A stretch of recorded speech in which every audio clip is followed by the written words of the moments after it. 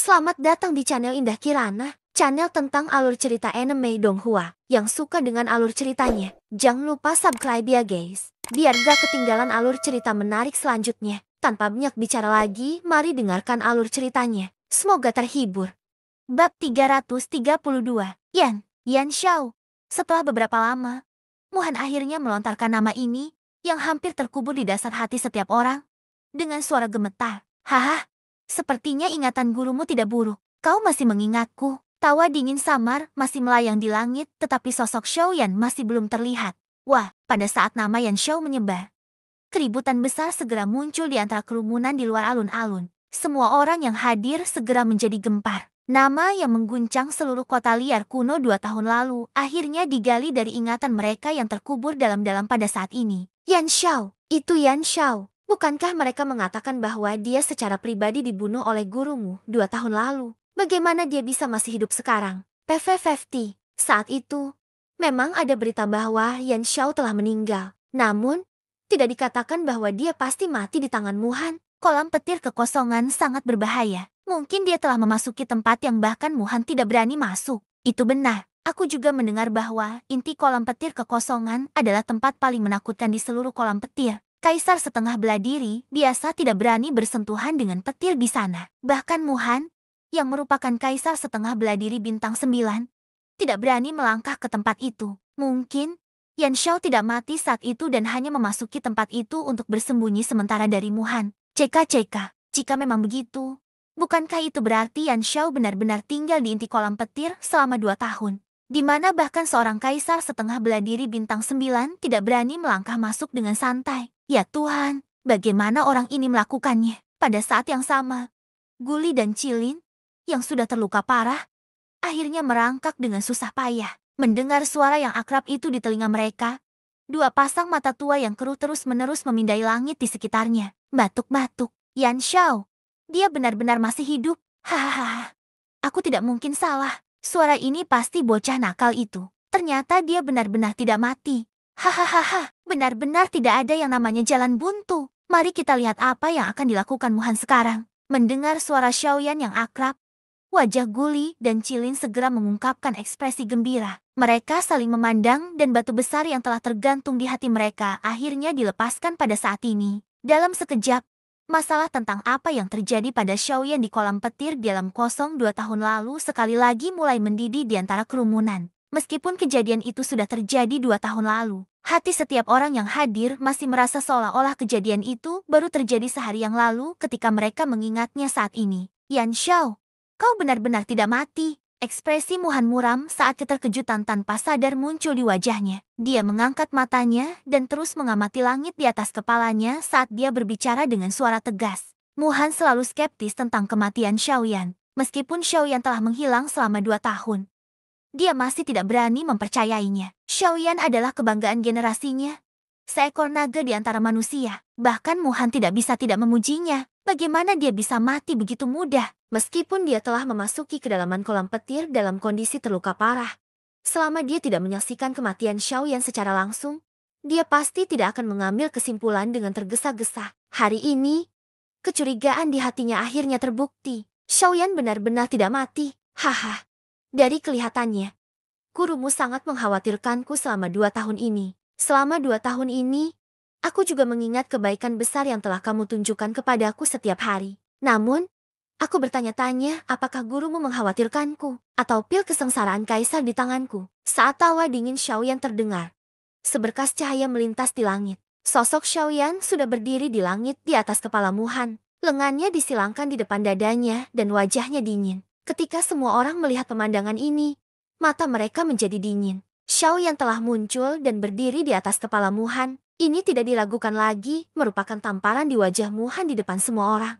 Ketika Muhan melihat ini, ekspresi di wajah tuanya langsung berubah suram. Tangannya yang keriput di balik lengan bajunya perlahan mengepal erat. Api kemarahan membumbung di matanya. Dia sangat marah dengan tindakan Xiaoyan. Setelah beberapa lama, sudut mulut Muhan terangkat menjadi senyuman yang sangat dingin. Wajahnya ganas saat dia mengangkat kepalanya dan menatap Xiaoyan di langit. Suaranya sedikit serak saat dia berbicara dengan tegas. Hahaha, aku hampir mengira kau mati begitu saja. Untungnya, kau tidak mengecewakanku. Karena kau telah bertanya dengan tulus, aku akan memberitahumu. Hari ini, aku tidak hanya akan mengambil nyawamu. Pil kesengsaraan kaisar di tanganmu dan semua yang menjadi milikmu. Aku akan mengambil semuanya atas namamu. Begitu suaranya terdengar, kaki Muhan tiba-tiba menginjak kandang di bawah kakinya. Kekuatan yang mengerikan segera tercurah.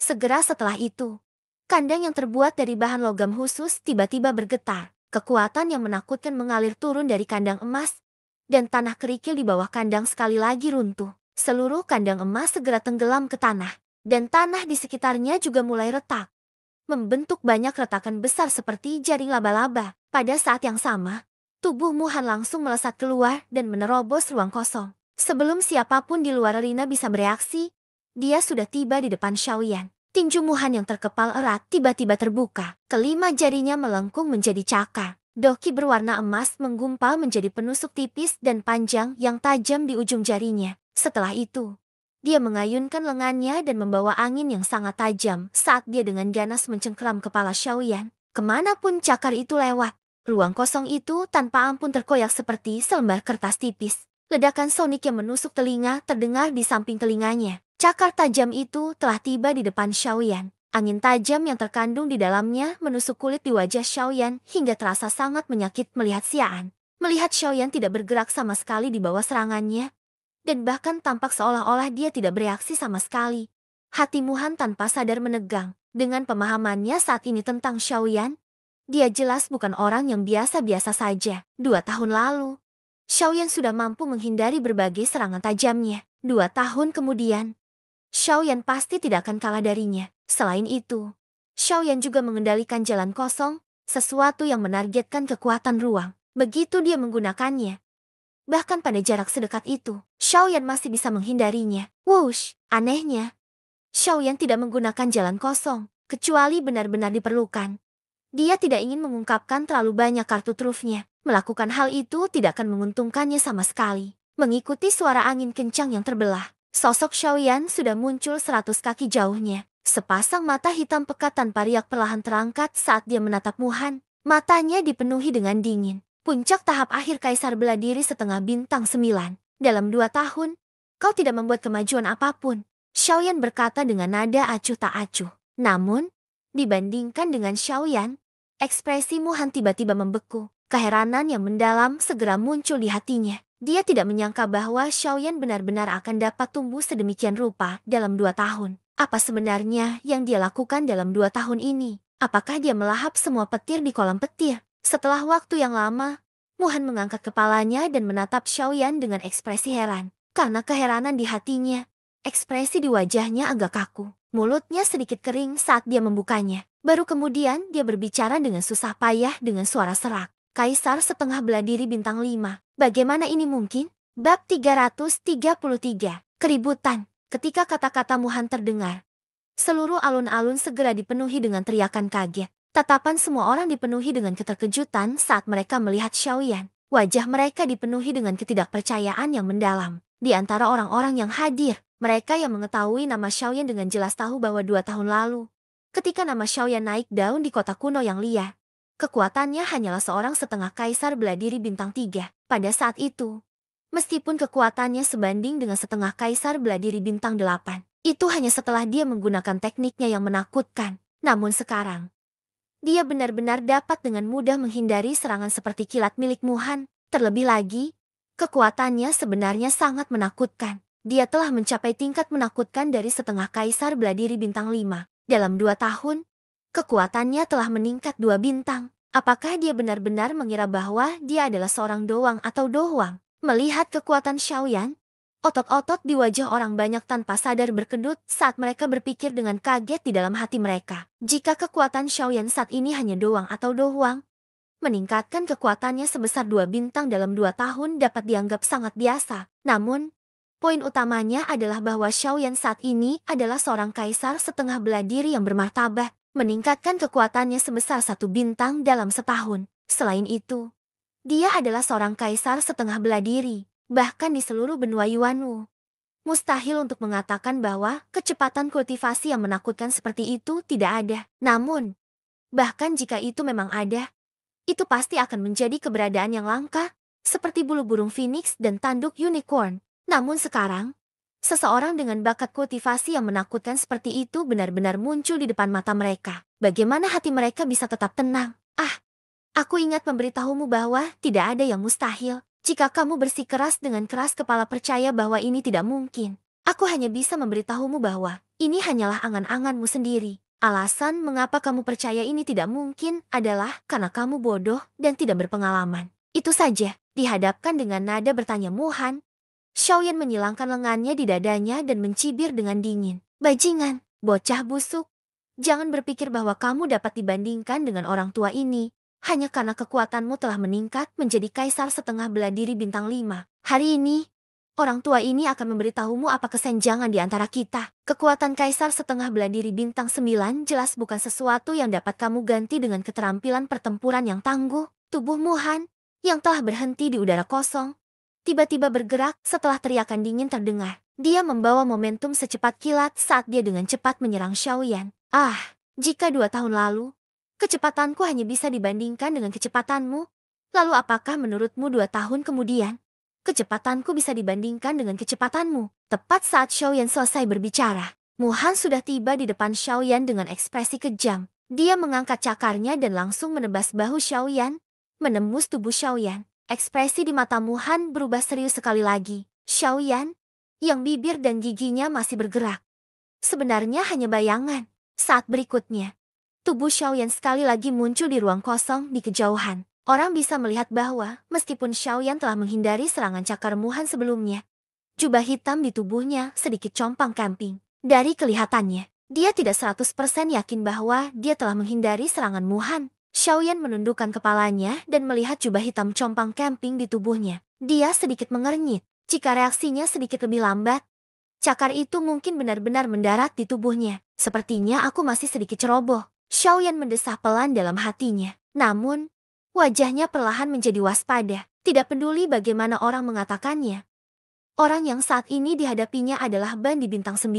Jika dia berani menghadapinya dengan hati yang biasa, kemungkinan besar Xiaoyan akan mengalami kemunduran. Pikiran ini baru saja terlintas di hati Xiaoyan ketika segel di tangan Muhan berubah. Kekuatan spiritual yang menakutkan di antara alisnya segera melonjak keluar dan dengan cepat menggumpal menjadi beberapa formasi. Menakutkan dengan kekuatan luar biasa. Begitu formasi itu terkondensasi, gelombang energi alami juga dengan cepat terkondensasi di dalam formasi. Setelah formasi bergetar hebat, kilat emas yang menyilaukan dan menakutkan langsung melesat keluar dan menghantam Xiaoyan. Ekspresi Xiaoyan berubah sedikit dingin. Langkah kakinya berubah saat dia langsung mengeksekusi langkah kepunahan langit. Sosoknya melintas sekali lagi dan menghilang dari langit. Wush! Namun, pada saat berikutnya, tepat saat Xiaoyan muncul kembali di langit, sosok Muhan sudah muncul di depannya. Tiba-tiba dia melambaikan cakarnya dan dalam sekejap mata, dia sudah tiba di atas kepala Xiaoyan. Bulu-bulu di sekujur tubuh Xiaoyan berdiri ketika dia merasakan kekuatan menakutkan yang datang dari atas kepalanya. Garis keturunan naga Phoenix di dalam tubuhnya langsung aktif tanpa ragu-ragu.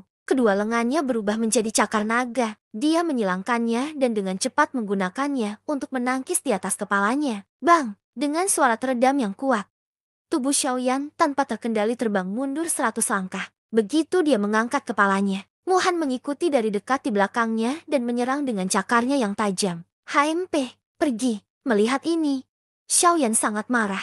Dia langsung mengeksekusi langkah kepunahan langit dan mundur 100 kaki. Pada saat yang sama, dia tiba-tiba melambaikan lengan bajunya yang besar dan cahaya hitam pekat langsung merobek langit. Dalam sekejap mata, itu sudah bertabrakan dengan Muhan. Boom! Dengan ledakan yang hebat, ekspresi Muhan berubah drastis. Tubuhnya terbang kembali tak terkendali. Demikian pula, dia hanya berhasil menstabilkan tubuhnya setelah terbang kembali 100 kaki. Dia mendongak dengan ekspresi serius dan melihat Raja Utara berdiri di depannya. Tubuh Raja Utara yang menjulang tinggi dan tidak bergerak seperti menara besi, memberikan perasaan yang tak tergoyahkan. Ini, kekuatan boneka ini. Setidaknya seorang kaisar setengah bintang 9. Dengan ekspresi serius, Muhan menatap Raja Utara. Setelah beberapa lama, wajahnya berkedut dan dia tidak bisa menahan diri untuk tidak berteriak kaget. Boneka tingkat kaisar setengah bintang 9. Jika kekuatan Xiaoyan ditambahkan ke dalamnya, seberapa mengerikankah kombinasi keduanya? Sialan, kekuatan bocah ini tidak hanya meningkat pesat, Aku tidak menyangka bahwa bahkan kekuatan bonekanya telah tumbuh sedemikian rupa. Sebenarnya siapa bocah ini? Pada saat ini, tidak hanya Muhan, tetapi bahkan Luo Jin yang berdiri di luar arena tidak bisa menahan diri untuk tidak berkata-kata setelah melihat kekuatan Raja Utara yang menakutkan. Dia tidak menyangka bahwa hanya dalam waktu 2 tahun yang singkat, tidak hanya kekuatan Xiaoyan meningkat pesat, bahkan bonekanya telah menjadi begitu kuat. Orang harus tahu bahwa 2 tahun lalu, kekuatan boneka ini hanya seorang kaisar setengah bintang 6. Hanya dalam waktu 2 tahun, ia telah mencapai tingkat kaisar setengah bintang 9. Ngomong-ngomong, kecepatan pertumbuhan Raja Utara bahkan lebih menakutkan daripada tuannya. Orang ini, dari mana orang aneh ini berasal? Luo Jin tersenyum tak berdaya dan getir. Awalnya dia berpikir bahwa dia harus turun tangan untuk masalah ini. Namun, dari kelihatannya, dia tidak perlu turun tangan. Dengan bonekanya ini, sepertinya aku tidak perlu turun tangan. Orang ini masih sama menakjubkannya seperti sebelumnya. Luo Jin menghela napas dan menggelengkan kepalanya. Dalam situasi seperti ini, memang tidak perlu baginya untuk turun tangan.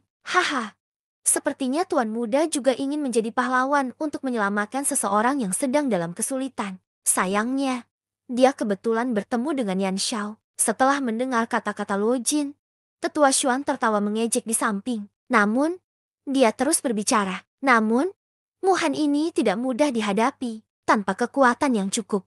Bahkan seorang kaisar setengah bintang 9 akan merasa sulit untuk berdiri bahu-membahu dengannya. Bukankah Zhongli adalah contoh terbaiknya? Luo Jin menganggukkan kepalanya. Namun, tatapannya tertuju pada Xiaoyan. Dia merasa bahwa karena Xiaoyan sudah melangkah maju, dia pasti memiliki mentalitas untuk menang. Namun, dia masih belum tahu alasannya. Bab ke-334.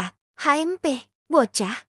Kau memang mengejutkan orang tua ini. Namun, apakah kau benar-benar berpikir bahwa boneka kaisar bela diri setengah bintang 9 akan mampu melawan orang tua ini? Mata jahat Muhan perlahan menyipit saat ia menatap Raja Utara dengan tatapan tajam.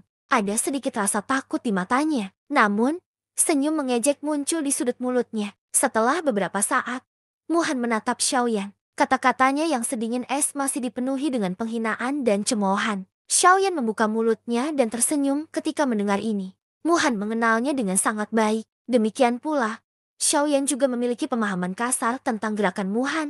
Satu-satunya hal yang bisa dikeluarkan Muhan untuk menghadapi Bandi Bintang 9 adalah beberapa formasi itu. Selain itu, ada juga faktor kekuatannya sendiri. Jika hal-hal ini terjadi dan tahun lalu, Xiaoyan tentu saja akan sangat takut pada Muhan. Namun, banyak hal telah berubah seiring berjalannya waktu. Sudah 2 tahun, sekarang setelah dia berhadapan dengan Muhan lagi, Xiaoyan sama sekali tidak takut. Baginya, Muhan saat ini hanyalah seorang kaisar bela diri setengah bintang 9. Paling-paling, dia hanya sedikit lebih kuat dari para ahli biasa dengan tingkat kultivasi yang sama. Namun, ini bukan alasan bagi Xiaoyan untuk menundukkan kepalanya. Oh, begitukah? Karena kamu begitu percaya diri dengan kekuatanmu sendiri, biarkan bonekaku mencobanya. Mari kita lihat apakah kamu seyakin yang kamu klaim. Sebuah pikiran terlintas di hati Xiaoyan setelah tawanya yang dingin terdengar. Kaki Raja Utara tiba-tiba menginjak udara kosong. Ruang kosong di bawah kakinya pecah saat tubuh Raja Utara berubah menjadi bola meriam hitam pekat yang langsung melesat ke arah Muheng. Tubuh kekar Raja Utara bagaikan menara besi yang tanpa ampun merobek ruang kosong itu. Saat ia menyerbu ke depan, telapak tangannya yang lebar tiba-tiba mengepal.